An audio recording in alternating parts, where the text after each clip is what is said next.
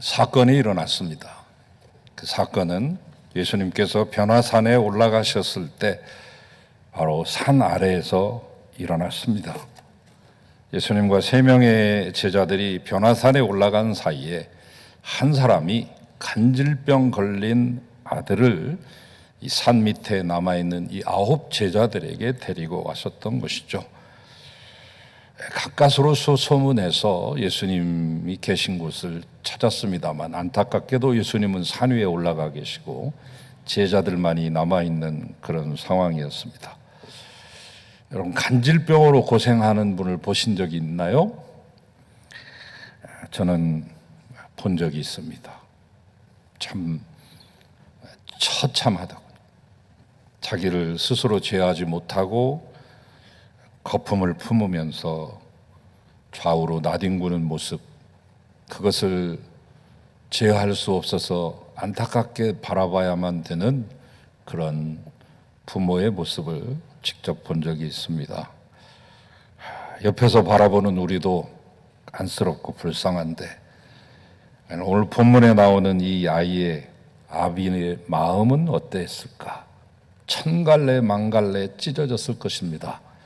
당시 이 2000년 전의 간질이라고 하는 것은 지금 우리 현대의학이 발전된 지금 대하는 간질의 그런 의미와 그런 강도하고는 좀 다릅니다. 발작 증세를 일으키고 의식을 잃어버리는 그런 증상을 나타내는데 대체로 그 당시는 귀신 들려서 된 것이다. 간질 걸리면 귀신 들렸다. 이렇게 하는 것이 통념화되던 그런 시대입니다. 특별히 이 본문에 나타난 이 간질 들린 아이는 좀 심각했던 것 같아요. 마가복음과 누가복음 9장에 각각 나오는데, 그러니까 공관복음서 이 세 복음서에 다 모두 등장하는 장면인데요. 거기에 보면 조금 더 자세하게 되어 있습니다. 특별히 또 이 아이는 외아들이고, 그리고 말을 할 수가 없어요. 간질로 인해서 말도 안 돼요. 그리고 날마다 경련을 일으키고 거품을 내뿜으면서 나뒹구는데 불에도 들어가고 물에도 들어간다. 그런 안타까운 사연들이 구구절절히 적혀 있습니다.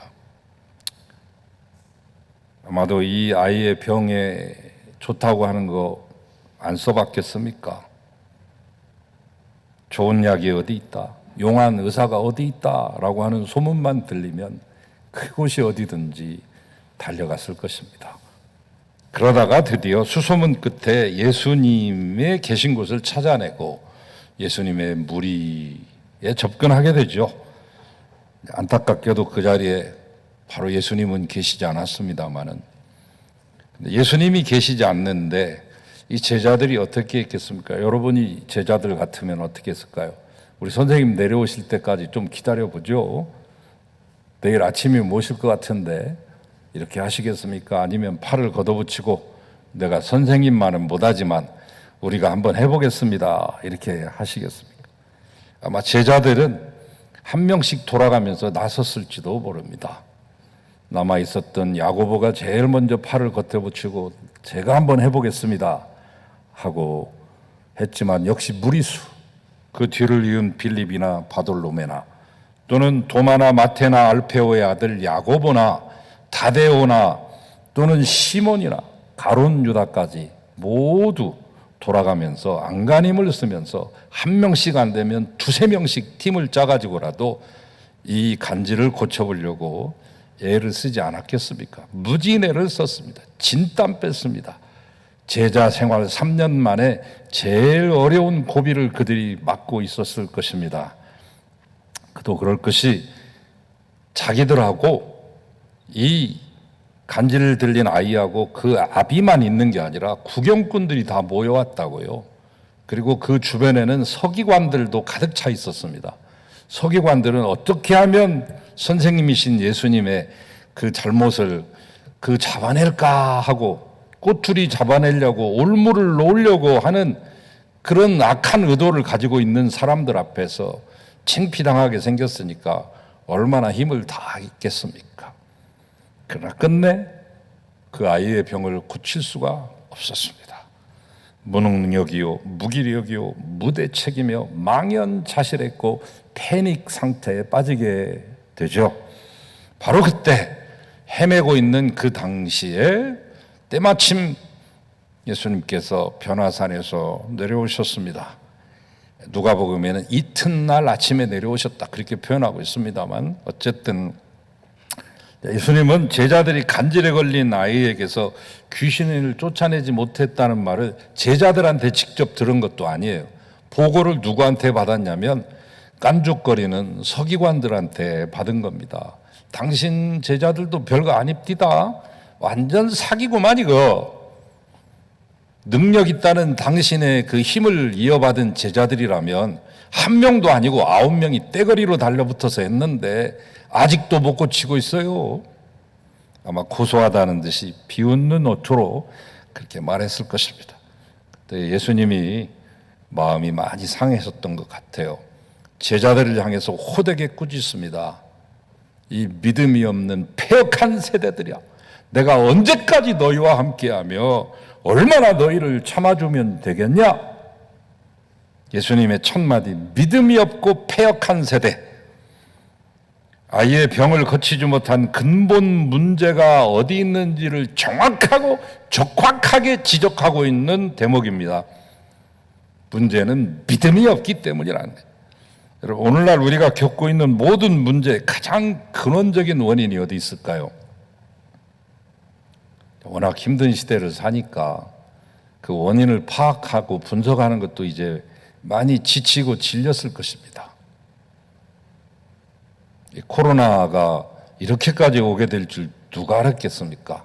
그 당시 이미 선경지명이 있는 분은 한 2년 갈 거야 라고 한 분, 우리 교회에서도 장로님들 가운데 한 분이 한 2년 정도 갈지도 몰라요 그렇게 말씀하셔서 그 말을 제가 신뢰하기도 했지만, 아유 그렇게까지 가면 어떻게 될까 그렇게 염려했던 것이 사실로 지금 이어지고 있죠. 막막하죠. 그래서 우리는 모든 문제의 원인을 이 코로나에다가 갖다가 다 뒤집어 씌우고 변명하려고 하기도 하죠. 오늘날 우리에게 가장 큰 문제는 여전히 믿음이 없다는 것이죠.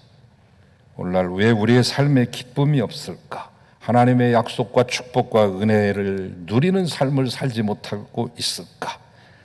왜 자주 절망하고 왜 자주 염려하며 불안해할까? 왜 우리의 고통의 신음소리가 그치지 않고 있을까? 문제가 단지 경제적인 어려움과 정치적인 혼란과 코로나 때문일까? 성경은 그것이 다가 아니라고 말합니다. 물론 그것도 무시할 수 없는 요인이요 요소입니다. 인간은 환경에 지배를 받는 사람이요 역시 육신을 입은 연약한 존재이기 때문에, 그러나 성경은 그게 다가 아니다. 문제는 돈벌이가 안 된다고 하는 데 있는 게 아니라 우리에게 믿음이 없기 때문이다. 믿음으로 바라보지 않기 때문에 삶이 더 버거운 것이라고 처방하고 있습니다. 진단하고 있습니다. 하박국 선지자 시대는 실로 엄청난 고난의 시대였습니다. 그냥 개인적으로 어려운 거, 집단적으로 어려운 거, 또는 뭐 GDP, GNP가 떨어졌다거나 또는 IMF와 같은 사태가 발생했다고 하는 그런 국지적인 문제가 아니라 나라가 없어지느냐 마느냐, 내 삶의 터전이 사라지느냐 마느냐고 하는 그런 절체절명의 위기 가운데 있었던 것이죠. 저 메소포타미아 문명, 저 중동 지역, 저 유프라테스와 티그리스강 유역에 있는 흐르고 있는 이 초승달 지역은 모든 강대국들 또는 소국들, 중국들이 출몰하면서 흥망성쇠가 끊이지 않았던 것인데, 당시에 최신흥 강국으로 다크호스로 떠올랐던 것이 바벨론이 되겠습니다. 이름도 없었던 그런 존재가 갑자기 나보폴라사르라고 하는 그런 영웅적인 인물의 출현을 통하여서 바벨론이라고 하는 도시를 거점으로 해서 나라의 이름도 바벨론이라고 정하고 승승장구하며 파죽지세로 쭉쭉 뻗어오는데, 그의 아들이 그 뒤를 이어받습니다. 느부갓네자르.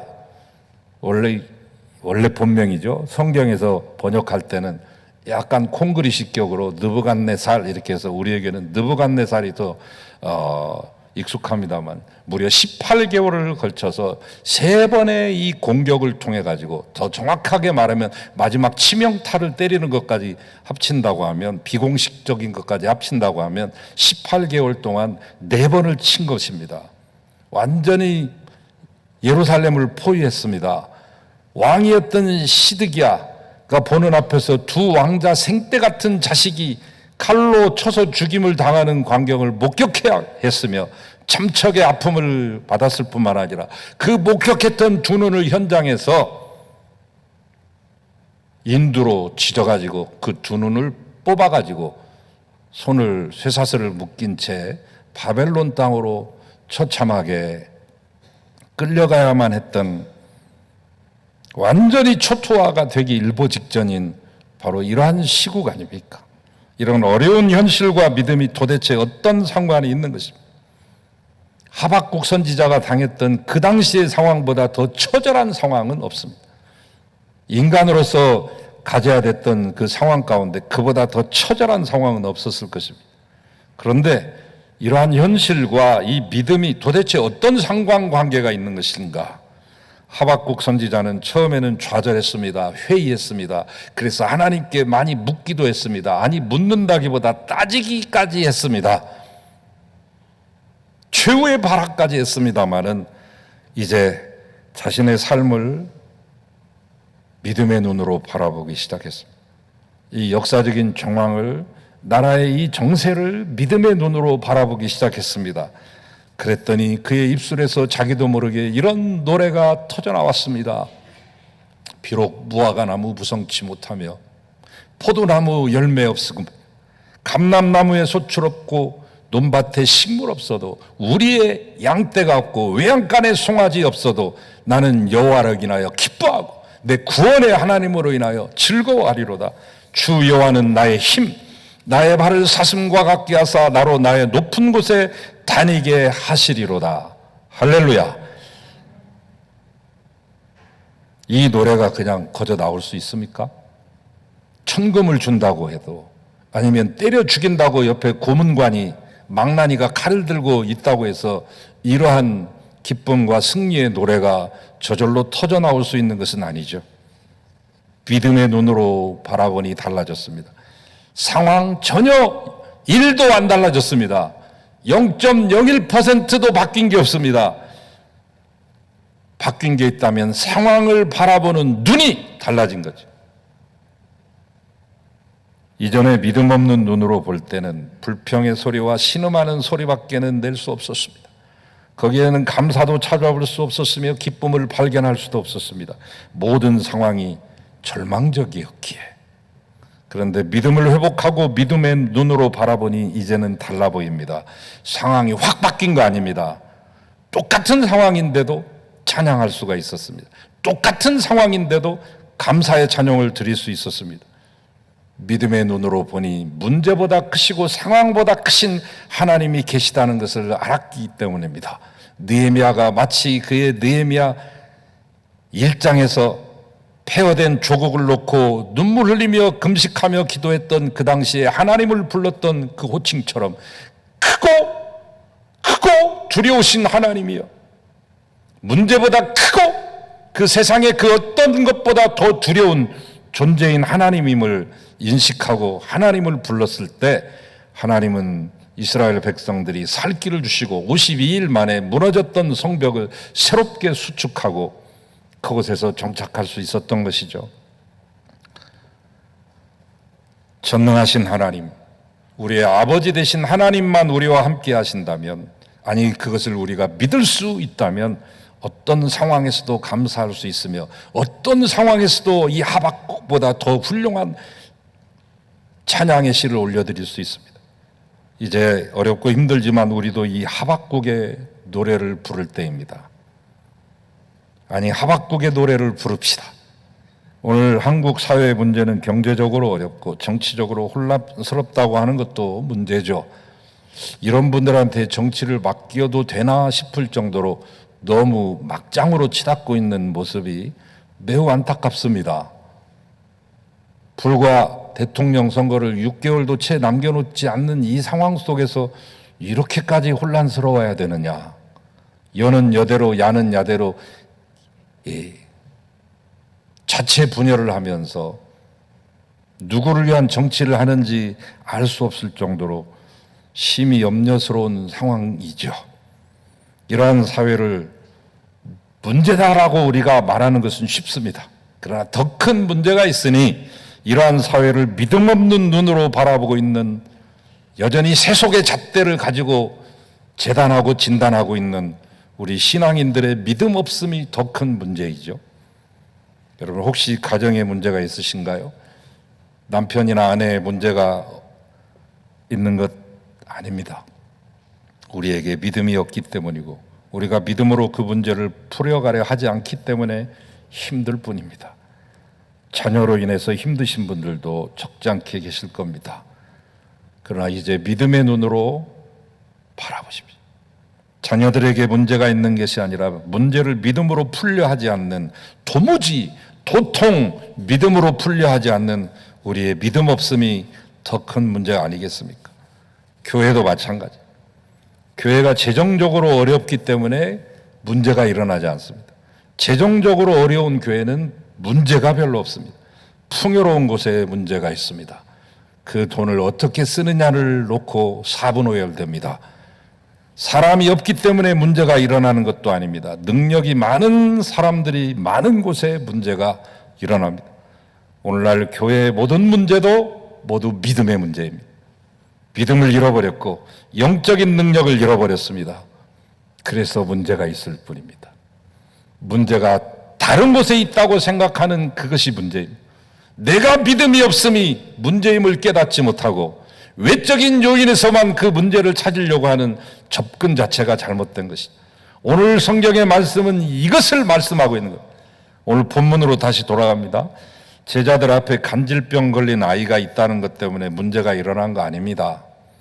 문제의 발단이 설령 거기서 출발했다 할지라도 진짜 문제는 제자들에게 믿음이 없었다는 데 있습니다. 아니, 그렇게 제자들이 믿음이 없었던 것도 아니잖아요. 3년 전 바로 예수님께서 제자들을 파송하시는 파송식이 마태복음 10장에 묘사되어 있습니다. 마태복음 10장 1절부터가 온통 그 얘기입니다. 2명씩 짝지어서 파송하실 때 겁내지 말고 놀라지 말라. 사람들 앞에 섰을 때, 권세자들 앞에 섰을 때 마땅히 해야 될 말을 생각나게 하며 너희에게 지혜를 주고 그 상황을 비껴갈 수 있는 그 모든 것들도 내가 길을 열어주마. 귀신을 제어하고 병들린 자에게 손을 얹은 즉 나음을 얻게 하는 권세를 너희에게 주노라. 아마추어들 아니에요. 초짜배기들, 햇병아리 아닙니까? 처음으로 나가가지고 귀신을 쫓아내고 놀라운 그 현상을 바라보고 와서 보고하는 장면이 있잖아요. 그 보고회를 갔습니다. 둘씩 파송해서 귀신이 쫓겨나는 것을 제가 봤습니다. 아니, 그때는 그렇게 아마추어밖에 안 됐는데, 초짜백인데, 초본데도 그렇게 귀신이 한 길로 왔다 7길로 쫓겨가는 능력을 행하는 사람들이 예수님하고 한솥밥 먹으면서 그림자 밀착 동행하면서 3년이면 풍어를 읊는데 3년 지난 이 시점에 왜 안 되느냐고. 한 명이 아니라 9명이나 있는데 그땐 됐는데 지금은 왜 안 될까요? 6년 전에 스위스의 로카르노 영화제 황금 표범상을 탄 작품이 있습니다. 홍상수 감독이라고. 우리나라 이 영화가 갑자기 나온 거 아니에요. 기생충 그때 나온 거 아니고 미나리 때 나온 거 아니고 지금 21년도를 강타하고 있는 오징어 게임 때문에 나온 게 아니라 그 이전에 이미 충분히 오래전부터 10수년 20여 년 전부터 국제영화제에 많은 작품상과 감독상과 심지어는 홍 감독은 이 영화를 통해 나무주연상까지도 타게 하는 놀라운 연출력을 보였는데 돈 얼마 들인 영화 아니에요. 독립영화 수준인데 많은 것을 생각해 주게 하는 영화인데 그때는 맞고 지금은 틀리다. 1부가 그거. 2부는 지금은 맞고 그때는 틀리다. 여러분 기회가 되면 한번 보시길 바랍니다만 자칫 지루하실 수는 있습니다. 지루한 것 못 참는 분들은 도전하지 마시고 잔잔한 것 좋아하시는 분들, 그래도 인내심이 있는 분들, 감독이 무언가를 얘기하려고 하는 메시지를 잡아내고 싶으신 분들은 한번 꼭 보시기 바랍니다. 그때는 맞고 지금은 틀리다. 아니 왜 그때는 됐는데 지금은 안 됐냐고요. 3년간 풍어를 읊고 다녔는데 이 말은 뭘 말하는 거예요? 한 번 믿음 가지면 그것으로 안주하면 안 된다는 거예요. 꽃감 빼먹듯이 빼먹는 게 믿음이 아니라는 거예요. 계속 겸손해서 계속 충전해야 되는 거예요. 여러분이 가지고 계신 휴대폰이 계속해서 영원토록 아무리 써도 배터리가 방전되지 않는 그런 휴대폰이 있습니까? 아마 그 휴대폰 회사가 있으면 잘 될 겁니다. 그리고 곧 망할 겁니다. 그렇게 되면 누가 사겠어요? 배터리 회사들이 다 망하고 휴대폰 회사들도 곧 망하는 거예요. 너무 잘 만들어서 망한 회사가 있습니다. 소니 같은 회사도 너무 잘 만들어서 고장이 없으니까 망해지는데, 여러분 믿음은 계속 방전되면 충전해야 되는 거예요. 한 번의 믿음이 나를 보장해 주지 않습니다. 10년 전에 그 믿음이 나를 이끌어가지 않습니다. 그때는 됐는데 지금은 안 됩니다. 그때는 2명씩 가서 2대1로 붙어도 됐는데 지금은 9대1로 붙어도 되지 않습니다. 여러분 문제는 믿음이 없다는 것. 제자들에게 그래서 주님은 꾸짖기만 하신 게 아니라 처방전도 주셔서 진단해 주시고 처방해. 성경이 성경인 까닭은 진단과 처방이 같이 내려온다는 거죠. 그러면서 그 처방은 아주 간단합니다. 겨자씨만한 믿음만 있으면 돼. 우리로 말하면 깨알 만한 믿음이 되겠죠. 우리에게 요구하시는 것 거의 커다란 거 아닙니다. 거창한 거 아닙니다. 작은 믿음. 믿음이란 무엇입니까? 믿음이란 사전적으로 정리하면 하나님을 전적으로 신뢰하고 그분께 맡겨드리는 것이라고 말할 수 있지만 이건 너무 사전적이고 정형화되어 있고 너무 정답에 가까운 것이기 때문에 감동이 없습니다. 제가 이렇게 말해도 감동하는 분이 하나도 없잖아요. 그러나 믿음은 오늘 이 아비가 제자들 앞에서, 아니 예수 그리스도 앞에서 부탁했던 그 말 한마디에 그 믿음이 묻어나 있는 것입니다. 이것이 작은 믿음이지만 겨자씨 같은 믿음이요, 깨알 같은 믿음이지만 생동적인 믿음이 되는 것이죠. 뭐냐? 내 아들을 불쌍히 여겨주십시오. 이게 믿음의 첫 출발이요 본질인 것입니다. 목에 힘 빼고 어깨에 힘 빼고 온몸에 든 힘 빼고 하나님 앞에 나올 때는 힘을 빼세요. 여전히 힘주고 교회 앞에 서고 여전히 힘주고 하나님 앞에 서는 행위는 절대 믿음의 행위가 아닙니다. 힘을 빼야 주님이 일하시는 것입니다. 힘을 뺄 때 주님이 맡아주시는 것입니다. 하나님께 맡기면 하나님께서 우리의 모든 문제를 해결하십니다. 주님은 우리에게 여러 가지를 맡기라고 하셨습니다. 너의 키를 여호와께 맡기라. 그리하면 저가 그것을 이루실 것이다. 너의 행사를 여호와께 맡기라. 그리하면 너의 경영하는 것이 이루리라. 너의 짐을 맡겨라. 너의 염려를 맡기거라. 구약과 신약 성경을 통해서 수차례에 걸쳐서 우리에게 말씀하셨습니다. 이것이 믿음입니다. 우리에게 겨자씨만한 믿음도 없다는 것은 하나님께 맡기지 않고 내가 하려고 한다는 것이죠. 여러분 생각했어요. 내가 하는 것과 하나님이 하시는 것 어느 것이 더 좋은 결과를 낳겠습니까? 우리에게 겨자씨만한 믿음만 있으면 산을 옮기게 해주겠다고 주님 말씀했습니다. 알렉산더가 이제 한참 자기 아버지 빌립 2세의 뒤를 이어서 마케도니아 왕이 되더니 세계 정복의 꿈을 꾸고 야심차게 바다를 건너서 이 아시아 쪽으로 오게 되잖아요. 그 당시 아시아의 최강자, 아니 유럽까지 걸쳐서 최고의 강자는 페르시아 아닙니까? 페르시아 당시의 왕은 다리우스 왕입니다. 우리 성경에도 나오는 다니엘서에 등장하는 다리오 왕이 되겠습니다. 이른바 BC 331년에 벌어진 가우가멜라 전투죠. 폼페이 그 유적의 벽화에, 대저택의 벽화에 이 알렉산더와 다리우스가 함께 맞붙는 그 치열한 전투 장면을 그린 벽화가 발견돼서 우리에게 많이 알려져 있고, 그것이 흔히 알렉산더 초성화로서 가장 많이 알려져 있는 그런 작품입니다만, 가우가멜라 전투, 여러분 페르시아는 전차만 200대가 있습니다. 지금으로 하면 탱크인 거예요. 그러나 마케도니아는 전차 한 대도 없습니다. 탱크 한 대도 없어요. 뭐 경보병, 중장, 보병까지 합치면 7만 명이 넘고요. 페르시아는 기병만 12,000명입니다. 전투 코끼리도 15마리가 배치되어 있습니다. 총 10만 명이 넘습니다. 그리고 여기에 비하면 이 알렉산더 군사는 경보병 900명, 중장보병 3만 명 정도, 기병 7,000명, 꼴랑 4만 명 될까 말까. 탱크도 없습니다. 전투 코끼리도 없습니다. 게임이 안 되는 거죠. 그때 가소롭게 여긴 다리우스가 사신을 보내 알렉산더에게 보냅니다. 커다란 부대짝에 큰 참깨, 가득 든 참깨를 보냅니다. 우리는 이처럼 군사가 많으니 까불지 말라라고 하는 그런 메시지죠. 이것을 간파한 알렉산더가 그 자기에게 찾아온 사신에게 조그마한 봉투에다가 겨자씨 하나를 넣어서 보냅니다. 우리 군대는 너희에 비하면 택도 없지만 숫자가 중요한 게 아니야. 이길 수 있다고 하는 믿음이 중요한 것이지. 그래서 그 전투는 믿음의 군대인 알렉산더가 이겼습니다. 페르시아가 패망했습니다. 역사 속에서 사라졌습니다. 그 유명한 페르세폴리스 잿더미가 됐습니다.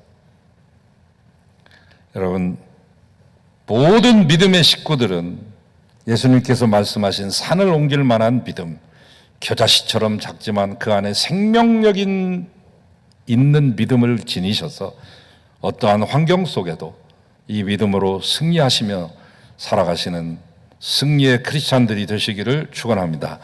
믿음이 이깁니다. 주님 감사합니다. 믿음으로 살고 믿음으로 승리하게 도와주시옵소서. 예수 그리스도 이름으로 기도하나이다. 아멘.